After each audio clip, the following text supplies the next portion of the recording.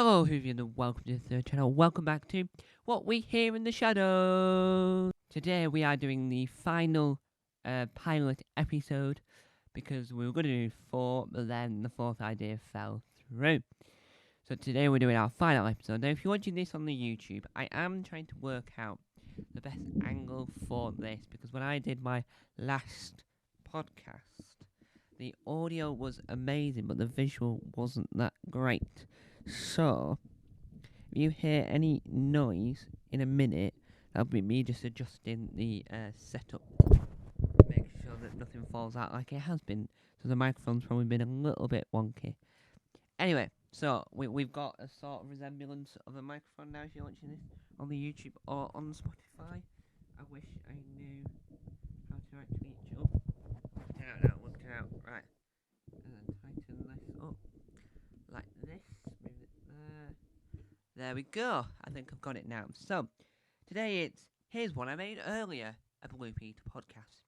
What I've done is I've watched an episode of Blue Peter, because I've got my iPad in front of me with my notes on to what topics they spoke about. The episode came from, I'll be able to tell the year, from the 8th of April 1968. Now, the first one was football. What they did was they had a footballer from the 60s, Scottish footballer, and showed John Noakes how to do these certain moves. So keepy uppies, the knee one, the one on the back of the neck. And then he went on a training course to be a goalkeeper. Now, just before we continue, all the mistakes we've had in this pilot we'll be leaving in. Well, not all of them. We'll leave some of them in. So I do apologise for poor sound when there was poor sound.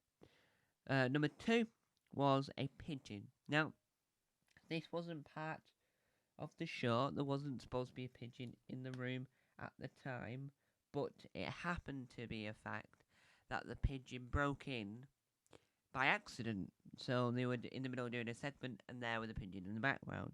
What was supposed to be there were the baby goats, and they were there. One of the baby goats, Peter Purvis, had a hard time trying to give it the bottle of milk to, which made the episode more comical than you would think.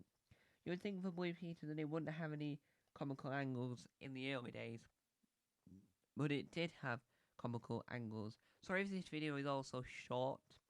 There's just not a lot to talk about, and I'm trying to develop the podcast in itself and coming up with ideas. So trying to work out what length works for the solo ones, what length would work for a one where I have a guest.